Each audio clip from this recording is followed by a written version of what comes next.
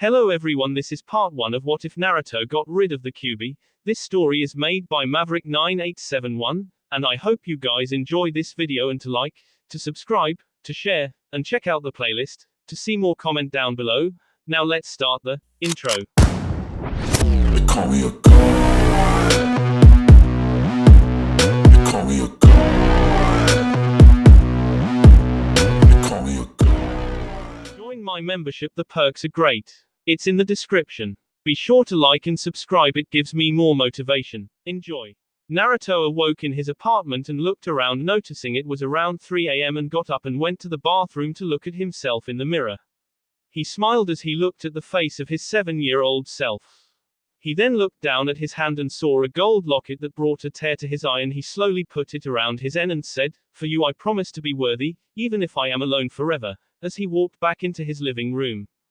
He then bit his thumb and started drawing a seal around the room, and then after about an hour he finished, even though he had to bite his thumb a lot, and he channeled chakra into the seals in the room, making the entire room glow white, then red, and then blue. After that he bit his thumb and drew 8 seals on his body. One was over his heart, one on each side of his chest, one on his forehead, one on each arm, one on his. Put his hands together in a seal and said, "Kyuubi no jutsu," and 5 clones appeared. He nodded and 4 of them got into a square position, and the last one stood next to Naruto, who took off his shirt. He then closed his eyes and found himself in his mind. He walked up to the cage where the Kyuubi was and said, "Hey Foxby, wake up." The Kyuubi stirred and said, "Who dares wakes the owl?" Naruto interrupted the fox and said, "You want out or not? Shut your yap and give me your chakra, and I will give you a body so we can go our own ways, unless you want to s when I s." Kyuubi looked at Naruto and said, "What are?" Naruto walked away and opened his eyes and thought, "Last chance for freedom. Give me your chakra." Kyuubi, not having time to ponder what the hell was going on since he had just been woken up, quickly decided to take this chance for freedom and sent as much chakra through the seal as he could. Naruto felt the chakra surrounding him, and he started forming hand signs and said, "Kyuubi no jutsu," and a single clone appeared and looked like Naruto with all of his demonic enhancements. The clone next to Naruto started doing hand signs, and his fingers glowed with 5 flames, and he slammed his hand into the seal on Naruto's stomach, saying, "5-star seal," before he walked back away from Naruto. The 4 clones that were in a square had also started hand seal and finished together and said, "Sealing arts, cage of the Chimera," and a golden barrier formed around the Kyuubi clone, who was looking at its hand and not really knowing what's going on. When the barrier went up, Kyuubi looked at Naruto, who was smirking, and asked, "What's going on here, mortal?" Naruto said, "Simple, you bastard fox. You just been outdone and will s very soon." Kyuubi said, "Really, and why is that?" trying to figure out exactly what is going on. Naruto smiled and sat down and said, "Simple, my father sealed you into me the day I was born by having the Shinigami take your power and your soul out of your body and putting them into me. Just now I had you give me power, and I also created a clone body for you, so I did give you your freedom like I promised, but the thing is, the only thing that was keeping you anchored to this world without sing was the seal on my stomach. Normally if I would have done this the moment your cloned body your soul would have went back into the seal. However, after I had created your body, I had another clone put a 5-star seal over the Shinigami seal. I must admit that normally this would have been a bad thing because I could not have any of your chakra. However, because of how the 5-star seal works, it makes it where nothing can go in or out of the seal. So in other words," Kyuubi blinked and said, "In other words, the only thing anchoring my soul to this world is this body I am in now." "Brilliant. Absolutely brilliant." One of the clones said, "Don't forget the best part, boss. This prison we put up and trapped Kyuubi in is also disrupting the body Kyuubi is in, so in about a minute the body will go up in smoke, King the Fox." Naruto nods and said, "Well Fox, it's been a good life and hope you enjoy the afterlife, and I will be sending some people to hell to be with you and wait for me, because with what I have done I will probably be there also." Kyuubi growled and was about to say something when his body went up in smoke. A few moments after it did, the clone who originally put the 5-star seal on had already made the 5-star unsealer and slammed it into the 5-star seal, and the Shinigami seal on Naruto's stomach started to burn, and Naruto cried out in pain as waves of chakra passed over him. When he woke up he smiled at the feeling he had and he then freshened up for the day and went to his room to look at his cloths and sighed seeing the cloths he had and then smirked as he put his hand into a seal and said, "Modified henge." And he was covered in smoke and then he was seen as a 5 feet 10 black hair man with brown eyes and a scar on his left cheek under his eye. His pants and shirt were both standard black pants and shirts like any normal civilian would wear. He then looked around the room and shook his head and walked out ignoring the damage from the chakra pulse and thought, at least the seals I put on the wall concealed the chakra overload. It's a good thing I thought to put those 8 seals on my body before I did that or I would have SD plus now it won't take years to charge them. Kyuubi took 1 tail of chakra with him when he SD and the other 8 tails each got divided among the other seals or was lost in the backlash.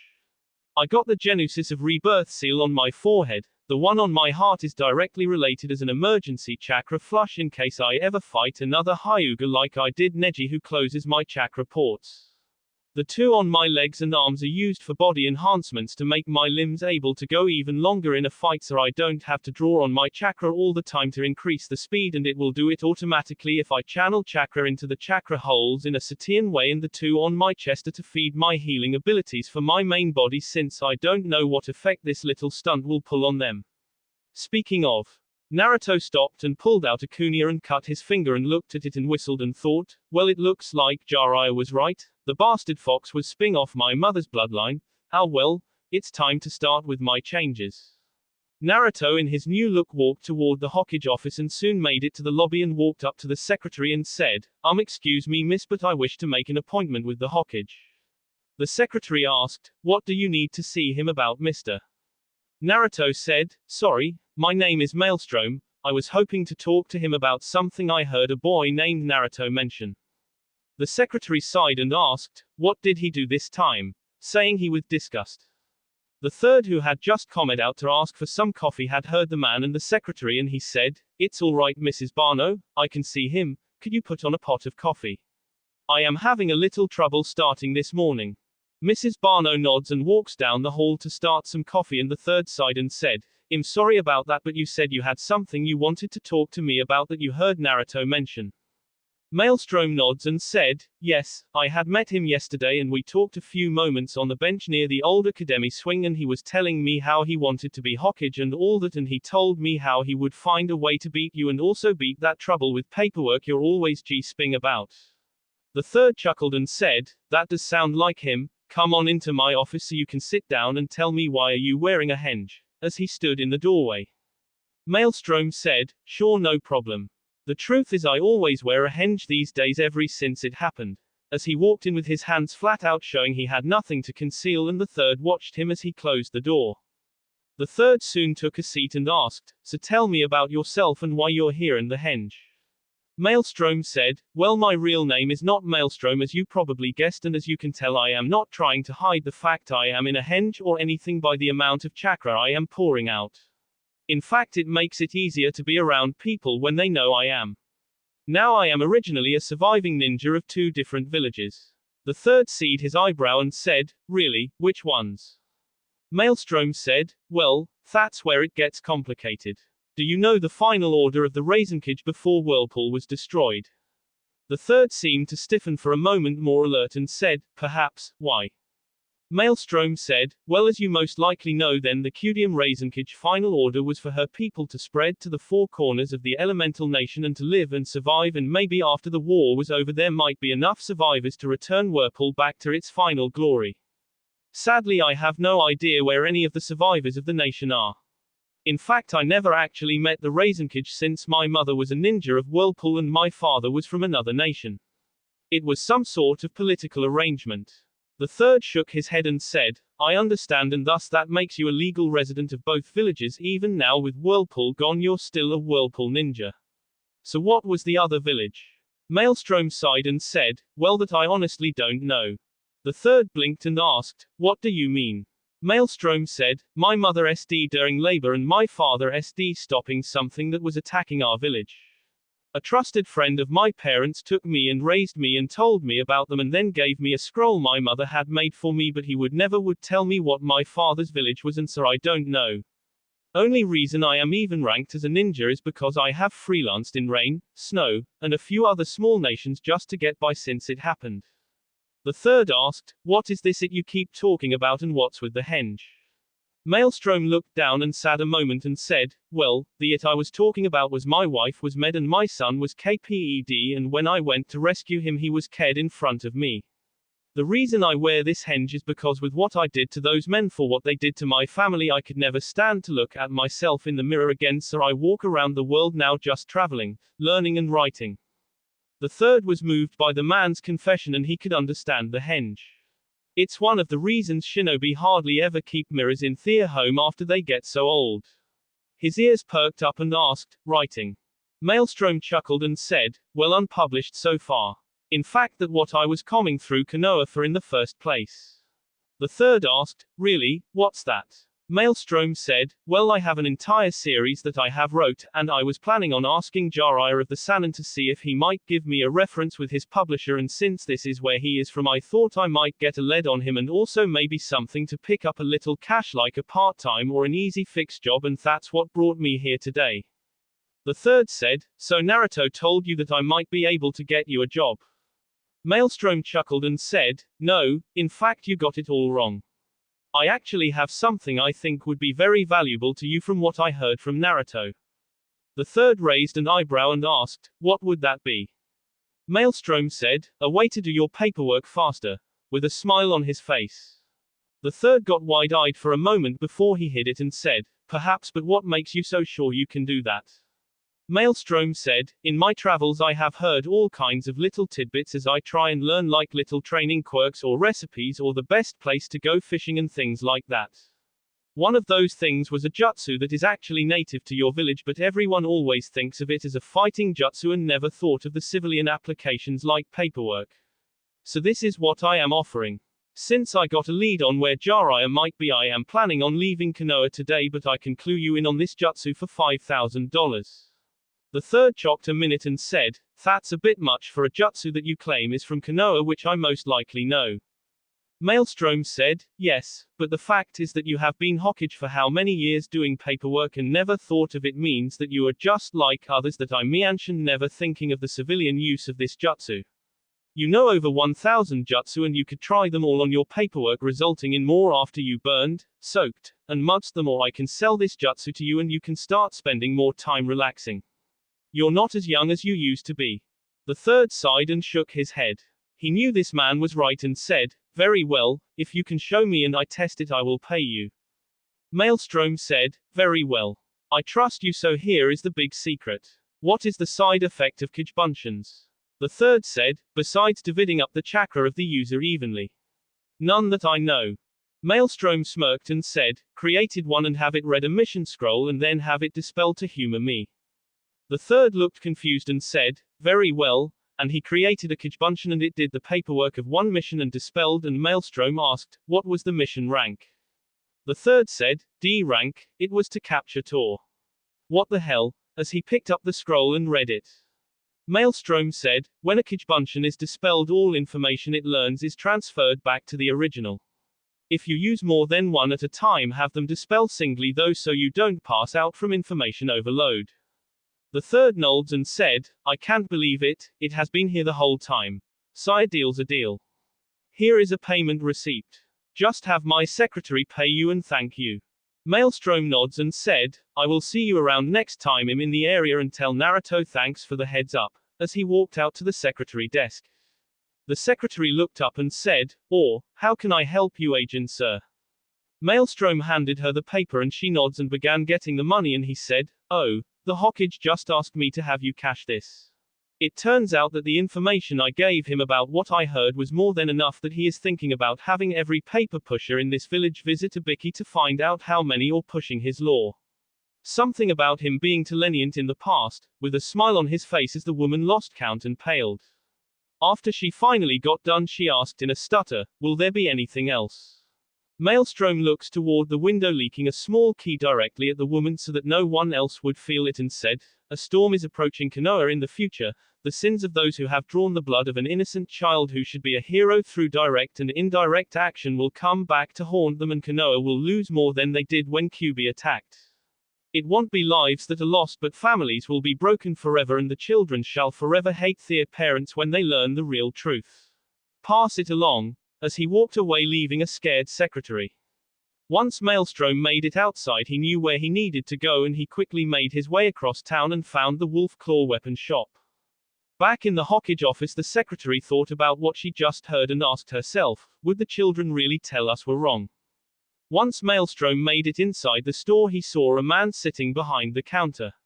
The man at the counter looked at Maelstrom and asked, "Can I help you?" Maelstrom said, "Yes, I need to resupply some of my things, and also my brother is getting ready to start the academy in a week, so I wanted to get his supplies." The man said, "Well, you came to the right place. What do you need?" Maelstrom said, 3 dozen standard kunai and shurikens, 7 pair of black shinobi pants size 30 in the waist and at least my height, 7 pair of blue shirts with built-in scroll holders size X large, and 4 of the all-filter face mask, preferably black and blue, and 4 hair camos. And do you have any sunglasses? Chakra ultraviolet preferably. The man blinked and said, "Sure, no problem, but what about your brother's stuff?" Maelstrom said, "Oh, this is all his. I'm going to put some custom seals on them to make it where they will shrink to his size. The only things I needed were half the weapons." The man nods, and after he get everything, he said, "That will be $2,267. Maelstrom pays, grabbing his stuff along with a box of blank scroll writing tablets and pens for another $400, and said, "Thanks," as he leaves. Maelstrom starts to feel tired, so he quickly heads toward his apartment and loses his henge before he entered the apartment. Luckily no one saw him, and after he made it inside, he locked the door and thought, "Damn it.